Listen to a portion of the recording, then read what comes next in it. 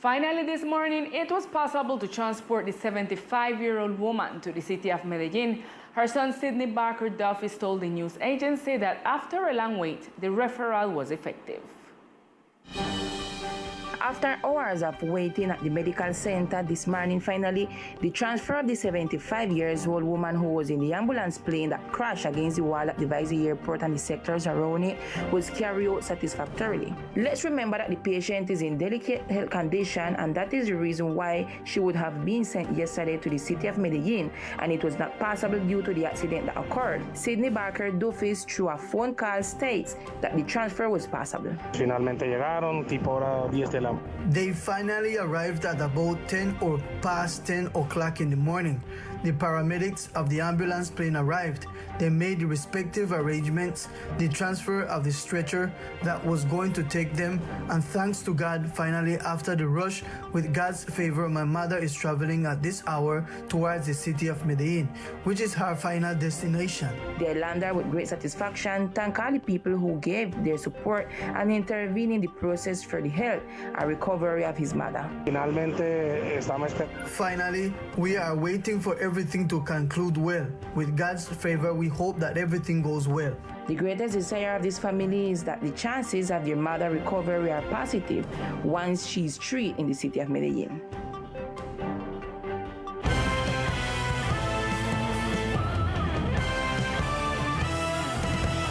And in the morning hours, the director of the Road Safety Agency was visiting the department.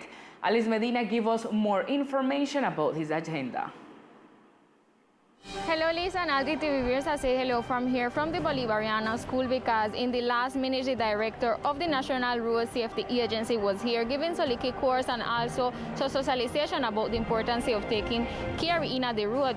We talked to him to know about all the progress that he come to implement today in the island of San Andres. Bueno, la Agencia Nacional de Seguridad Vial, además. The Road Safety Agency is here to conduct tomorrow a Road Safety Council, mindful of the fact we have been articulating spaces as part of those previous commitments, and today we are doing two tasks in particular.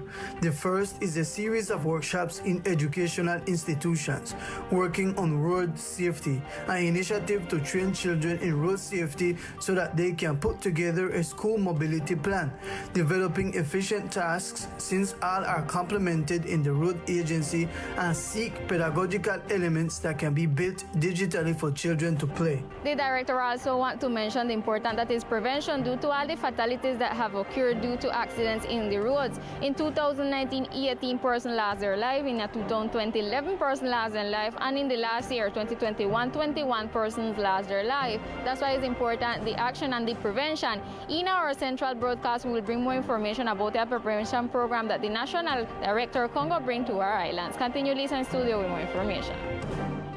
Thank you, Alice. And in other news, an interdisciplinary team from the Ombudsman's office has been assisting the inhabitants of the Bight neighborhood since very early in the morning.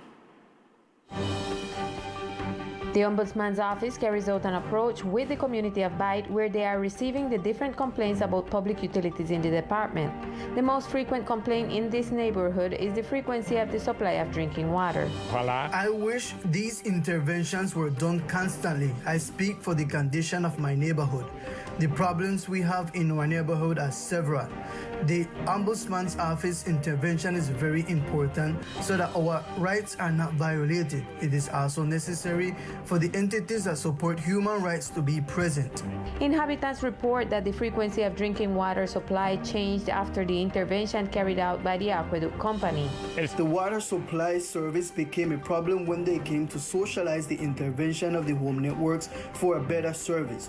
The better service disappeared. When the networks were old, we were being supplied with water every 15, 16, and 18 days. Then the networks were extended and this service disappeared. The neighborhood has sectors where water arrives every month and a half. The neighborhood also has sectors where water arrives scarcely. The community is waiting for the company in charge of the drinking water supply to find a solution to their problems. In regard to the chaos that has been generated in the past days with respect to an alleged supposed lack of supply of gasoline on the island, the local government meeting with business people in the fuel sector to know the supply situation in the archipelago. At the Coral Palace, the Secretary of Health and Governor in charge, Julian Davis, met with members of Texaco Group to discuss the issue of fuel supply in the archipelago.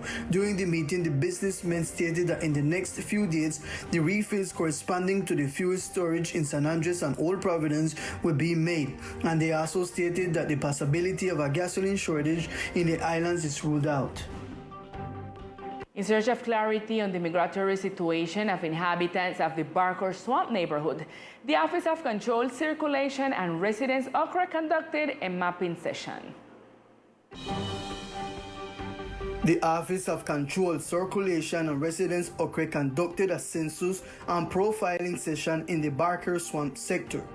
It is worth mentioning that the entity sent an interdisciplinary team to this sector of the island. Door to door, they spoke with the inhabitants in order to learn firsthand about their migratory situation and if they have any pending procedures with the entity in order to provide them with a solution to their requirements as soon as possible. With these activities, the Okra Office of Control and Circulation is betting on obtaining a closer link with the community and being able to improve access to its services and response to procedures. Finally, the entity will continue with the census and profiling sessions in different sectors of the island. We contacted the COVID vaccination coordinator to find out how the vaccination against COVID-19 is going on in the islands. The COVID coordinator invites the community to complete their vaccination schedule, approaching the departmental social state enterprise at the vaccination tent. It is totally free and it is only necessary to present your identification document. Hasta la fecha, desde que comenzó vacunación COVID. To date, since COVID-19 vaccination began, we have vaccinated a total of 64,164 people, of which 19,550 are first doses and 18,500 are second doses. There are 673 people who have received a single dose. We have 8,280 people who have taken the booster dose. In the age ranges of 3 to 11 years, we have an amount of 5,367 with first dose, and with second dose from 3 to 11 years of age, there are 2,907. In the age range of 12 to 17 years, in first doses, we have 4,250, and from 12 to 17 years with second dose, we have 2,455. Now it's time for the sport news with Victor Fusalva.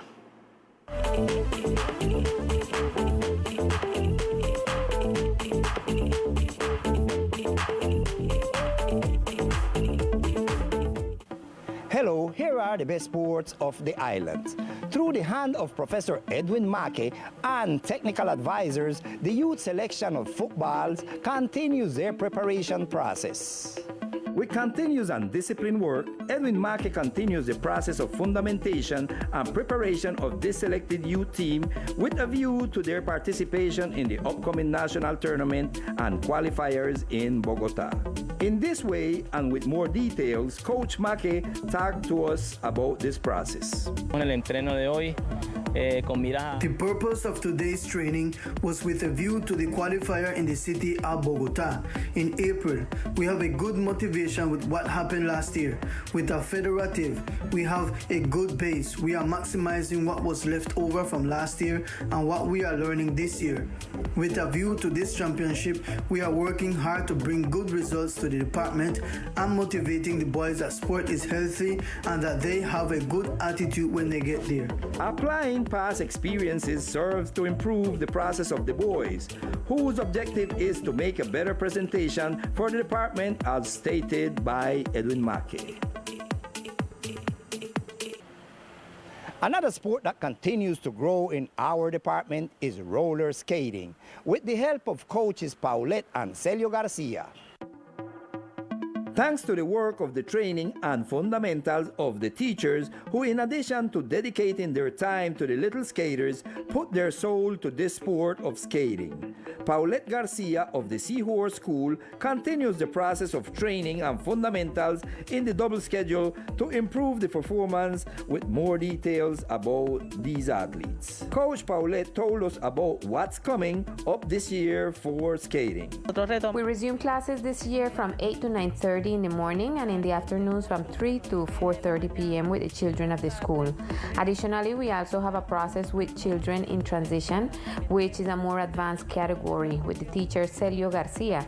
This year, the plans are to attend with the younger children to school festivals and with the older ones to national competitions, and thus prepare for the national games and represent the island of San Andres. It is great to see talented trainers in the sport dedicated and put their soul into training of the little skaters of the department.